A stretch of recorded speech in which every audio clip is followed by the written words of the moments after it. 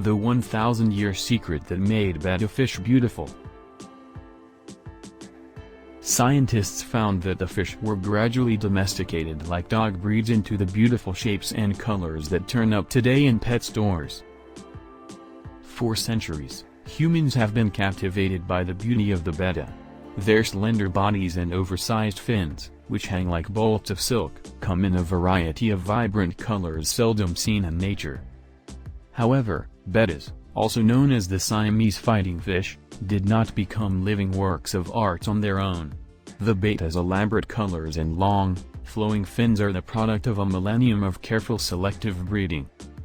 Or as Yi Kai-ti, a doctoral candidate at the University of Sindhi who studies the evolution and speciation of fishes, put it, quite literally the fish equivalent of dog domestication. A new study, uploaded in April to the preprint service bioRxiv, shows through genome sequencing that humans began domesticating bettas at least 1,000 years ago. The millennium of careful selection gave rise to the stunning diversity of domestic betta fishes alive today, but also caused both wild and domestic betta fish to undergo vast genetic changes.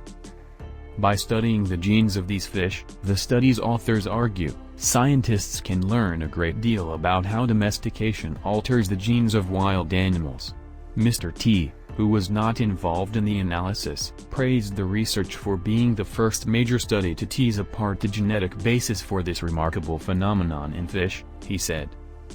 All 73 species of bettas originated in Southeast Asia.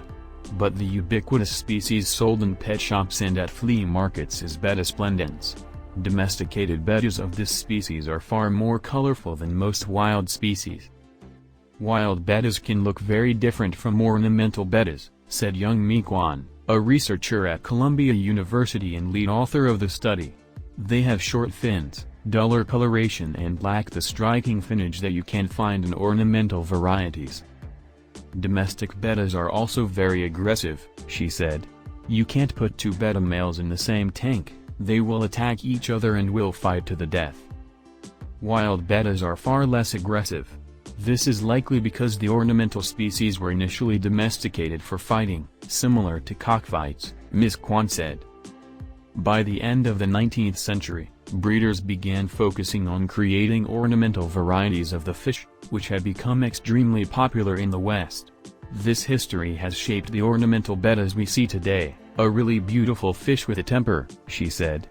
To determine exactly how this history shaped the ornamental bettas we see today, Ms. Kwan and a team of scientists collected DNA samples from wild and domestic betta and sequenced their genomes. We were surprised by how long bettas have been part of human history. It's been domesticated for at least 1,000 years, making it one of the oldest fish domestications known, said Ms. Kwan.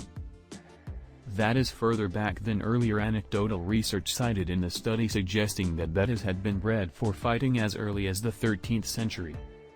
The research also highlighted why breeders have been able to create dozens of different varieties of betta.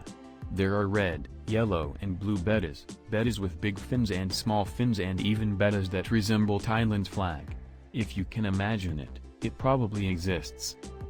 Many of the traits that breeders are selecting are regulated by very few genes that have a major effect, Ms. Kwan said. This means it doesn't take that extensive a number of crosses to get the trait or traits that you want for your fish. As expected, the researchers also discovered that domestic bettas are genetically dissimilar to their wild cousins.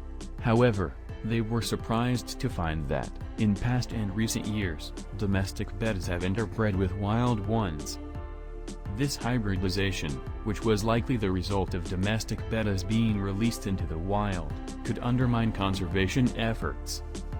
Feral domestics, if they are more fit than their wild counterparts, can take over the wild populations, Ms. Kwan said. Many wild species of betta are threatened with extinction, mainly as a result of habitat loss. By studying the evolutionary history of these fish in greater detail, the researchers hope to improve our understanding of how domestication alters the genes of species. Although there is still much to be learned about how domestication is affecting bettas, the process has produced a plethora of pretty fish whose fantastical colors and shapes may never have existed otherwise. Bettas as extravagant as the domestic variety are unlikely to occur in the wild, Mr. T said. It's like expecting chihuahuas to naturally exist in the wild without human interference.